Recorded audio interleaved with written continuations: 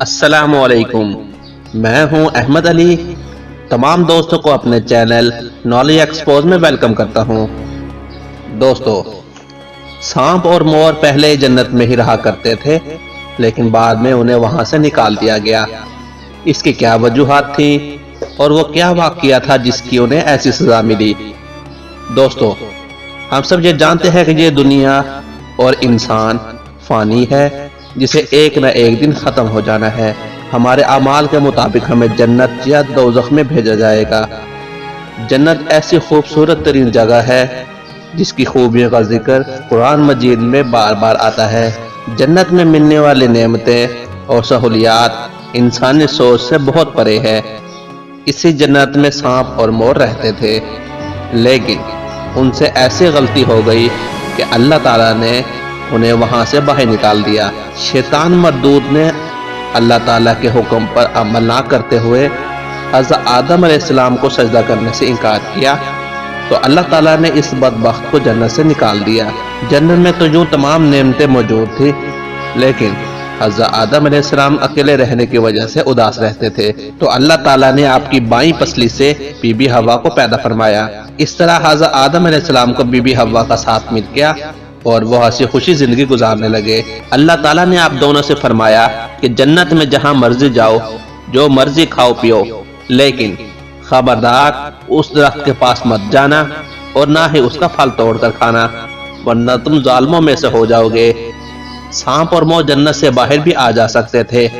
اس وقت سانپ کے پاؤں بھی موجود ہوتے تھے، اس کے منہ سے خوشبو آیا کرتی تھی۔ مور جو دیکھنے میں خوبصورت ہے، وہ پہلے اس سے کہیں زیادہ خوبصورت ترین ہوتا تھا۔ اس کے پاؤں کا حسن بھی بہت خوبصورت تھا، یعنی مور جو آج اپنے پاؤں کو دیکھ کر روتا ہے، اس کے پاؤں ہمیشہ ایسے نہیں تھے۔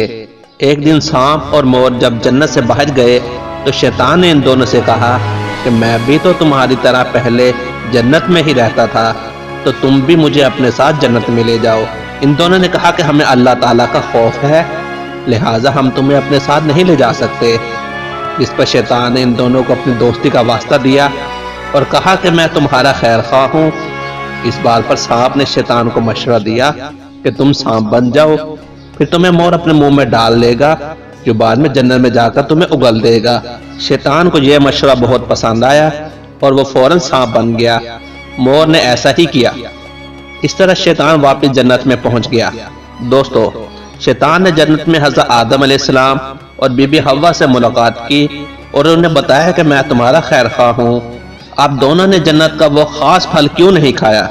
جس پر انہوں نے جواب دیا کہ اللہ تعالیٰ نے ہمیں اس کا پھل کھانے سے منع فرمایا ہے، اس لیے اس کا پھل ابھی تک نہیں کھایا اور نہ ہی کھائیں گے۔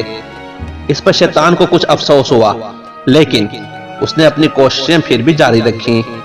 ایک مرتبہ جب حضرت آدم علیہ السلام سو گئے تو شیطان بی بی حوا کے پاس گیا اور ان کو بھٹکانے لگا کہ اللہ تعالیٰ نے اس پھل کو اس لیے کھانے سے منع کیا ہے کہ کہیں یہ پھل کھانے کے بعد آپ پر موت ختم نہ ہو جائے اور ہمیشہ کے لیے جنت میں ہی نہ رہنے لگے۔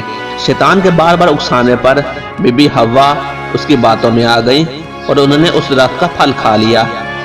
جب حضرت آدم علیہ السلام نیند سے بیدار ہوئے تو بی بی حوا نے یہ پھل انہیں بھی کھانے کے لیے پیش کیا اور کہا کہ اسے کھا کر وہ ہمیشہ کے لیے جنت میں ہی رہیں گے۔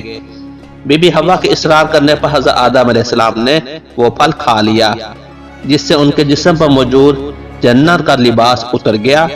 اللہ تعالیٰ نے فرمایا کہ میں نے اس وجہ سے ہی تمہیں اس درخت کے پاس جانے اور اس کا پھل کھانے سے منع فرمایا تھا۔ تم دونوں نے اپنی جان پر بہت ظلم کیا ہے۔ اس بات سے ان دونوں کو اپنی غلطی پر بہت افسوس ہوا، جس پر انہوں نے اللہ تعالیٰ کے حضور معافی مانگی۔ اللہ تعالیٰ نے حضرت آدم اور بی بی حوا کو زمین پر بھیج دیا اور فرمایا کہ ایک خاص وقت تک یہ زمین تمہارا ٹھکانہ ہے، تم زمین پر ہی موجود رہو گے۔ اس طرح حضرت آدم اور بی بی حوا زمین پر آئے۔ اب بات کی جائے مور اور سانپ کی، تو اللہ تعالیٰ نے مور کے ذریعے شیطان کو جنت میں لانے پر اس کے وہ پاؤں جس سے چل کر وہ آیا تھا اسے بدصورت بنا دیا۔ سانپ جس نے مشورہ دیا تھا اس کے منہ سے خوشبو چھین لی گئی اور اس کے منہ میں زہر بھر دیا گیا۔ یوں دونوں کو ہمیشہ کے لیے جنت سے بے دخل کر دیا گیا۔ آج بھی مور اپنے پاؤں کو دیکھ کر روتا ہے اور اپنے دکھ کا اظہار کرتا ہے۔ دوستو، اگر سانپ اور مور شیطان کو جنت میں نہ لے کر جاتے اور نہ ہی شیطان بی بی حوا کو وہ پھل کھانے پر اکساتا تو حضرت آدم اور بی بی حوا جنت سے بے دخل نہ ہوتے اور نہ ہی سانپ اور مور کو سزا ملتی۔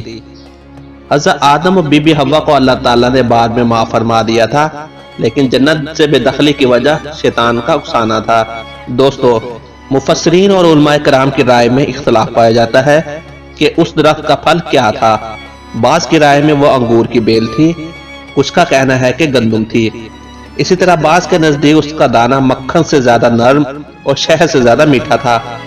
بعض کے نزدیک وہ کھجور کا درخت تھا، بعض کے نزدیک انجیر تھا۔ اس لیے ویڈیو میں اس پھل کا واضح نام نہیں لیا گیا۔ اللہ تعالیٰ سے دعا ہے کہ وہ تمام مسلمانوں کو جنت میں اعلیٰ مقام عطا فرمائے، ہماری دنیا کو اس خطرناک وبا سے محفوظ فرمائے۔ دوستو، میری یہ ویڈیو آپ کو پسند آئی ہو تو میرے چینل کو ضرور سبسکرائب کریں، اپنے دوستوں کے ساتھ شیئر کریں۔ آپ سے ملاقات ہوگی اگلی ویڈیو میں۔